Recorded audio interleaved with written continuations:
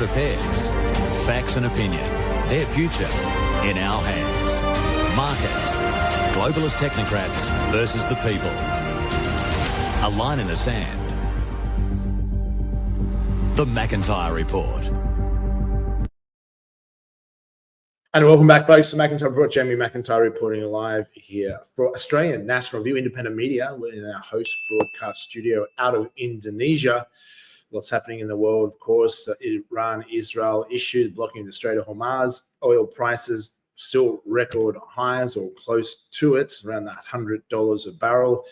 Trump claims every second day he's resolved the issue, and every third day he's going to wipe Iran as a civilization. Charming. What's really going on? We've highlighted before. All wars are what? Banker wars, and or banker wankers behind founded Israel are losing and disappearing as far as their power base. Their power base come from the Federal Reserve takeover in 1913, along with JP Morgan, another bunch of private bankers, and they're able to basically control who issues money. Whoever issues money controls the world. Basically, you issue money, you can buy up governments, you can start wars, and then ensure both opposing armies need to borrow money. You loan money to both sides, and then you call in the debts on one side on the basis that the other side will cover their debts when they win. So you can determine who wins wars by how much money you provide to their armies. You can control all sorts of things. Politicians, as we know, are controlled through either blackmail and extortion, Epstein files, go figure, or inducements, bribes, etc. So by printing fake money to loaning it to the US government, the US government then imposes income taxes, another Rothschild's creation, to tax you, including the Western world, where we have a Western banking system even in Australia, and those income taxes. You're told you must pay income tax to do the right thing. That's most of that money goes to service debt on fake money lent to it out of thin air. The Federal Reserve is not federal and has no reserves. It's a con. It's a banking scam. But they want to ensure they can continue to do that. But then there along come the BRICS. They sanctioned Russia, and now Russia said, we're going to de-dollarize. We can't use the US dollar. You're forcing us off the US dollar. Great. We'll trade in our own currencies. They did the same to China. They sanctioned Iran. They sanctioned North Korea. They sanctioned. They can sanction pretty much anyone. So they've forced upon themselves a de-dollarization, and now they've realized Trump administration, backed and controlled by the right faction of Israel, desperately can't afford the US dollar to be dumped, or an alternative reserve currency such as the Chinese yuan or the BRICS currency they're threatening to make. And that's because they would lose their ability to print fake money. See, Zimbabwe can't print a large amount of money without causing rampant inflation because no one else wants it outside of Zimbabwe. And actually, in fact, no one wants it in Zimbabwe. But the US has been able to do it, or the Rothschild's private bankers printing the money for the US with interest, of course, on fake money since World War II, because it's become the reserve currency of the world. So they're able to export that inflation to the rest of us just gradually, so they don't really notice. Like in Australia, your house has gone from $1 million to $1.5 million. You think you're richer, but you don't realize through inflation is driving up those prices. On paper, you think you're richer, but they're actually stealing. These banker wankers are stealing from all of us through the devaluation of your money. Go and try and buy another house in Australia. Well, you're rich, you sell your house, but only if you were to buy overseas in a cheaper market or somewhere where it's cheaper, arbitrage, like in the country or something. But if you go and buy another house in a similar area, all those other houses are now 1.5, or you want a nicer house. Otherwise, what's the point of selling your existing house? You're going to be paying $2.5 million. Then you have to borrow that money, and now you're a debt slave to who? The banker wankers that created Israel and control the West, including Australia. It's very obvious that lobby groups control Australia. So that's basically how the world works. But now there's a currency war, because people are shifting off the US dollar, and the US dollar were to collapse. De-dollarization could continue, firstly, because predominantly BRIC nations are switching to trading their own currencies, as current countries have the right to do and should do, to prop up their own currencies.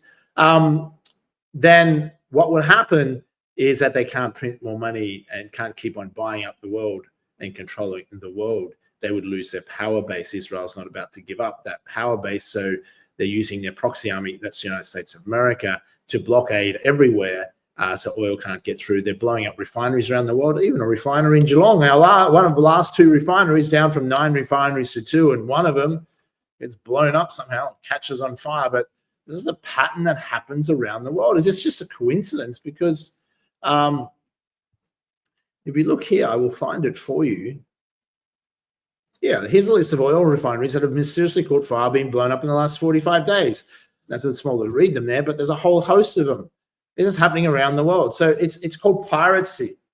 It's a currency war backed up underneath that the petrodollar. So to back up, the US dollar is controlled by the petrodollar, oil, and now natural gas they're making it to. So by bombing everywhere, all the refineries, and forcing Europe and forcing other nations to buy expensive gas from America instead of cheap gas from Russia. Germany could have been an economic powerhouse, but someone blew up the Nord Stream 2 to cut off that cheap gas because Russia doesn't want war with Europe. What Russia wants with Europe is trade. What the BRIC nations want, a multipolar world, they want trade, not war. What China wants is trade, not war. The only nation that wants war is Israel and its proxy army, United States of America, which it uses to wage its wars. Other nations aren't. Like, when's the last time China bombed nations? People say, oh, we should be scared of China. They can take over Australia. There's only one thing worse than China buying up Australia is if they decide not to, because then they will take it over. But they're no interest in that. China wants trade. China wants to invest. China wants one belt, one road. China wants to build infrastructure. China is building infrastructure. Where the West is declining infrastructure, expensive infrastructure, we do build it. So China has done a good job. We should give it recognition. They're doing a great job. Australia survived the GFC and is quite rich thanks to China. We should show some more respect to its largest trading partner. And we also should join the BRICS. If we were a national sovereign nation, we'd want trade, not war too. Why are we sending weapons to Ukraine to kill Christians in Russia or Eastern Ukrainians, which are ethnic Russians? Why? Why are we supporting Israel, who genocides anyone it can lay its hands on? All questions asked. We'll be back with more after the break in just a moment.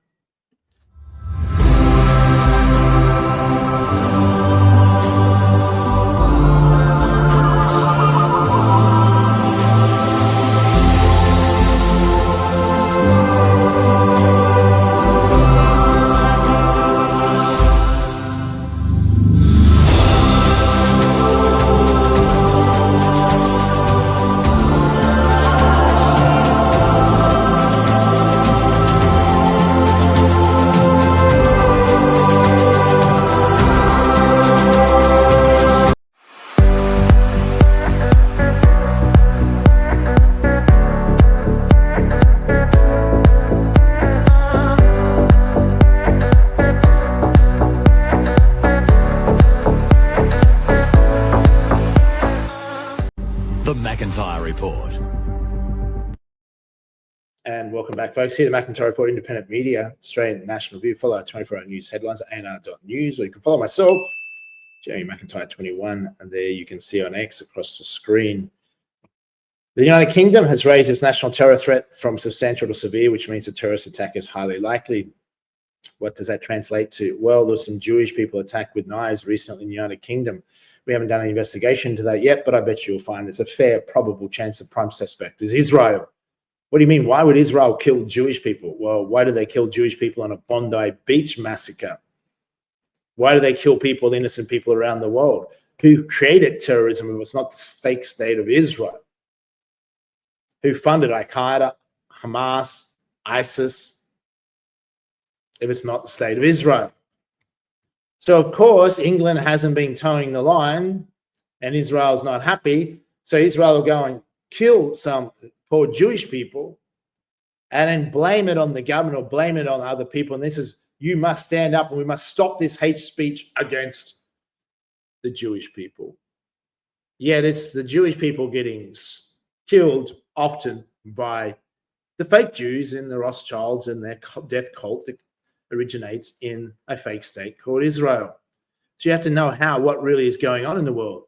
They'll do it all the time. So then they can force laws upon us so we can't criticize them bombing children in Gaza or Lebanon or wherever else their bloodthirsty needs are for the week, who else they can find to bomb. Maybe, bombing more schools and killing little girls in schools in Iran. But no, you can't criticize that. That's hate speech. And we'll get the hate speech forced to every country, including already is in Australia, because we've got to protect the Jewish. The same Jewish that these fake Jews happy to kill to create such a scenario. President Donald Trump has been nominated for the 2025 Nobel Peace, probably 2026, Nobel Peace Prize for his extraordinary historic role in breaking a ceasefire between Israel and Iran. Well, I mean, is that a joke? Israel doesn't want peace anyhow, and I'm not sure he's brokered much there. President Trump says the recent reports of missing dead scientists are not connected and there's no meaningful link between the cases. Well, they're all missing and deceased scientists in this year and recent years. I think there's a link there. Breaking news, Wall Street Journal reports the Rothschilds family could be on the verge of extinction due to being named in the Epstein files, where they're certainly being outed, but the verge of extinction. Well, let's see about that. Turning Point USA Chief of Staff Mikey McCoy revealed to Candace Owens, this is big, that she should look into Andrew Kovalt for alleged involvement in the assassination of Charlie Kirk. Wow. Elon Musk is scheduled to visit Israel in May to speak at the Smart Mobility Summit 2026 and meet with Israel's top tech leaders in artificial intelligence. Obviously, Elon Musk can't say he's not critical of Israel because he gets a lot of money from there and he has to toe the line. Let's look at some other things happening in the news. Investigator from Ukraine's National Anti-Corruption Bureau has defected to Europe with what she describes as thousands of pages of internal files, detailing systemic corruption at the highest levels of power in Kiev. The defector, identified as Alina K., has overseen a task force tracking offshore wealth transfers tied to President Volodymyr Zelensky and his closest confidants, Serhiy Sheffer, Timur Mindich, Svitlana Pishanska, and other longtime allies operated a complex web of shell companies. These entities were used to acquire over 100 luxury properties abroad on behalf of the president and his family. Система була побудована так, щоб приховати все. Гроші від державних контрактів переказувалися на рахунки дружніх компаній у Києві. Потім їх ділили на менші суми і переказували через Латвію, Кіпр або Швейцарію. Після того, як гроші нарешті були отримані на іншому кінці, вони були відтрачені на покупку елітної нерухомості. При цьому завжди під ім'ям ще однієї офшорної компанії. За документами Зеленський не володіє нічим. Насправді він володіє всім.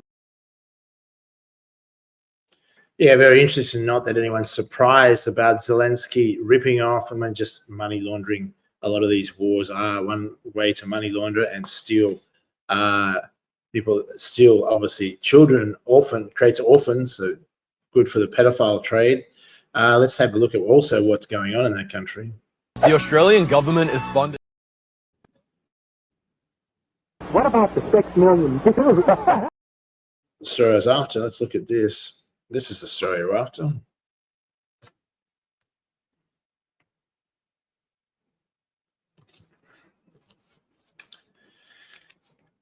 So you can't hear the sound on this, but what we have is, sorry, no sound on that, but what you see there is Ukrainian military kidnapping white Ukrainians. No Jewish taken in Ukraine to fight the front line. They're protected, but all white Ukrainians are sent to be slaughtered. They last about 2 to 4 weeks max before they're killed by Russian drones. This is mass murder because they don't want that. You remember Ukraine is where Khazarian mafia is from. That's the Rothschilds, and they want it back. They want Israel, a one world government, run out of not Jerusalem. That's the right faction. Netanyahu wants that. The left faction, they want to run out of Israel, and that's why they started that war there. It's pathetic what they're doing. ТЦК тебе призвали?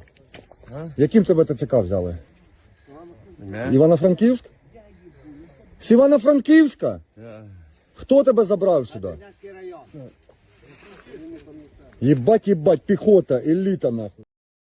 So there you're seeing a video of a mentally ill, mentally handicapped Ukrainian also stolen and kidnapped and sent to the front lines. This is what Zelensky, this is those people that should be ashamed of themselves that years ago, a couple of years ago when the war started, posted, I stand with Ukraine.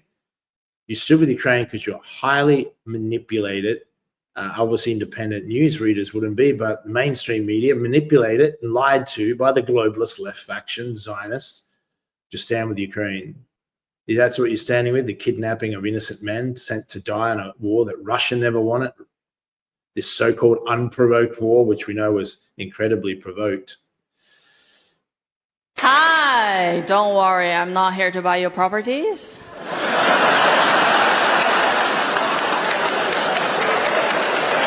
Yeah. Wow. Thanks for that. I live in Melbourne now. Before I moved to Melbourne, people didn't tell me Melbourne is also part of China. You know how shocked I was? When I landed at the international airport of Melbourne, I got off the airplane and I was like, what? Why everyone is Chinese? Well, they're all Asians. I just assume they're Chinese. Because they look the same to me. As well, so I took a taxi. I come to the CBD of Melbourne. I got off my taxi. I was like, why everything is in Chinese? I was so mad, so angry because I feel like I got scammed by white people. I watch your news, I watch your shows, I watch your Hollywood stars. They're all white. If you told me earlier about this, I wouldn't waste so much money on learning English. I could be fine speaking Mandarin Chinese to get my bubble teas and surviving in Box Hill. Yeah, we laugh about that's a very good comedian, but it's highlighting a point. You know, it's not just the Chinese, but it's just been reported today that India is now the largest population, apparently outside of India, is now in Australia, over 1 million people. We're waiting to verify that stats, but obviously a large influx of Indians into Australia. Now, this is interesting. I mean, Australia was predominantly created and built, obviously, as local Indigenous Aboriginals, but as far as modern-day Western civilization Australia, by white European settlers and white descendants of that, including myself. I'm Scottish heritage, fifth-generation Australian. But if we were to suggest that we should have a white Australia policy, predominantly most immigrants should be from countries that are European-type nations that kind of already have similar traditional values and assimilate very easily, we'd be called racist. So we were to maintain a white Australia policy, we'd be called racist. Yet we're being flooded with excess immigrants, causing all sorts of problems. And I have nothing against immigration. Immigration helps build a nation, but it has to be quality immigration, should be controlled, and should be in a democracy, the existing constituents of a country. And in the past, we're predominantly white Europeans get to decide on who comes here, but not have a foreign state for nefarious reasons, using a clergy plan, the same fake state we talk about a lot on this show, flooding us with excess immigrants and often unsuitable immigrants. Now, I've seen the statistics, we're waiting for verify, but recently that the majority of new immigrants in the last few years have been unskilled immigrants, not skillful immigrants, not the ones we really need to fill the spots that we might not have, but unskilled, which is, you know, are basically flooded like they're doing in the West to become in America, be a Democrat voter, here there'll be a Labour voter, and they're flooded by left-wing parties, globalist puppets, left faction Zionists. So is Australia being flooded by the Israel lobby group, whether it's left or right side, with excess immigrants and excess unsuitable immigrants? And now if we had a plan, a nefarious plan to flood India with white people and take it over and dominate them and make them a minority and divide them and conquer them, would Indians be racist for questioning that? Now, of course, they wouldn't be racist for that. And also we know it's mathematically impossible. There's too many Indians and not enough white people. But that's also because the number of white people on the planet has dropped from 31% to, I think, down to 11, heading to 7. Is there a plan to eradicate or minimize the amount of white people in the, if you want to take over the world? Let's say you're from a fake state, fake Jewish, prints fake money, buys up fake politicians, starts fake pandemics, pushes fake vaccines, owns your fake news media, pushes fake false narratives, and you want to take over the world, your competition is who built Western civilization, one of the most successful civilizations and up until recently in human history, predominantly white Christians. So you need to eliminate or divide, confuse, and conquer your main competitor to take over the world. One way you confuse them is flood the country with excess immigrants. That would, one, divide them, make them a minority in their own country. But not only that, flood them with a lot of excess Muslims and then tell them, after bombing all the Muslim nations and then creating all the refugees that you can send them into other countries, like look at Europe, look at England, then tell them Muslims are trying to take over the world and they're the people you should worry about. Then fund and train and recruit Islamic terrorists, basically create that, and then get those niche people to do bad things and blame them for everything, not telling the truth that Israel's funding all that and creating that because they want you scared of Islamic extremists and Islamic terrorists, such as ISIS, the YouTube video, someone cutting someone's throat, which is all theater created by Mossad, so that it can scare you, so you'll be anti-Muslims, so then you'll stand with Israel. So Australia's never going to solve this problem. Why still a large amount of the freedom movement, even people that should know better, people that woke up through COVID, stand with Israel. Israel is the very nation, whether it's left faction, right faction, that is causing mass immigration, the flooding of unsuitable immigrants into the West. They're the same people that call you, if you're a white person and question this, that you're racist, to keep you quiet, make you feel guilty. They're the ones that impose guilt on you. They make you think that they're the victims, that we did bad things somehow. Yet they're the ones committing genocide right in front of our eyes and denying it. Holocaust deniers they are. Yet if you study history, all the verified Holocausts can be verified. It was Rothschilds behind it, these fake Jews. But no, we're not allowed to know about that. We're only allowed to know about a certain fabricated, exaggerated, manipulated Holocaust. Is that true? And that's unfortunate. But let's take a look at this if I can find this. It's a very interesting video. What about the 6 million Jews? Well, one of the easiest questions to take care of, actually, is the 6 million Jews. These people, these Jews, if this were true, the 6 million Jews story, you would have to give the Jews credit for being more clever than the cats for having 9 lives, because these Jewish gas Jews show up again and again and again all over the world, not just here. The Jewish Encyclopedia, which you can consult, and as you can see in all my literature, lists in 1932 and 33 only 2.5 million Jews for the entire area, everywhere that Hitler possibly could have been. There were only 2.5 million Jews, and yet he's accused of gassing 6 million Jews in a 2.5 million Jew area. I would be very grateful if the Jews would explain this to me. They've never done it. I think the 6 million Jew stuff is the biggest of all the big lies that has ever been told. And while we're at that subject, let me point out that in Mein Kampf, we hear forever about Hitler's big lie. If you will read and study in Mein Kampf, if you look at the actual book, rather than just listen to Jews like William L. Shirer telling about it, you will discover that Hitler says in Mein Kampf that the Jews are the great masters of the lie, and he says that their biggest technique is what he calls the big lie technique, and he says it's vile. He not only didn't invent it, he doesn't advocate it, he says it is a filthy technique by which the Jews tell an enormous lie, and it's so big that nobody ever suspects them. That's exactly what's going on in our country today. That's not me saying it, but I was talking to an individual yesterday, and she was open-minded enough to realize that this story is a lie. The real Holocaust deniers are the Rothschilds, and they deflect it and blamed everyone else. But find me a Holocaust they haven't been involved in. Who dropped the bombs in Hiroshima and Nagasaki, if that was not Israel controlling US foreign policy?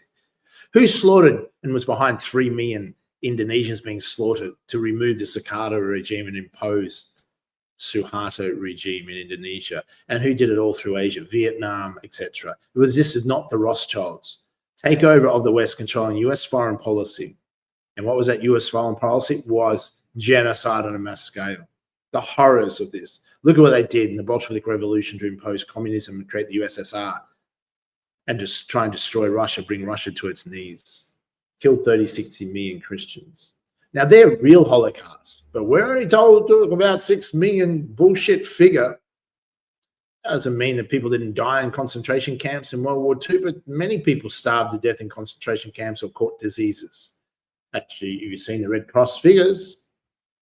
They suggest only 271,000 people were dying in Jewish concentration camps. Not all of them were Jewish, and most of them died from typhoid. The rest was starvation. The independent evidence that a heap of people were gassed, well, let me put it this way. If this former painter were to gas people, it'd be somewhat more humane than burning them to death like Israel does today. Like if the former leader of Germany, the one we're told to hate on, really hated the Jewish population so much, why didn't he put an open-air prison fence around them and just bomb them and burn them to death like Israel does in Gaza? Wouldn't that be a more effective way to kill tens and tens and tens of thousands, way more quicker than gassing someone and supposed gas chambers that can't be independently verified for some strange reason? If he hated these people so much, and even though he had valid reasons for the Rothschilds, etc., that declared war on Germany, he wouldn't have had the Havana Agreement where for, 6 years they're able to leave with their assets intact and be relocated to Palestine, etc. So the story just doesn't add up, and more people are finding that out. The younger generation has very valid reasons for not liking the fake state of Israel and the absurd narrative that somehow they're chosen by God. We'll be back with it after this ad break.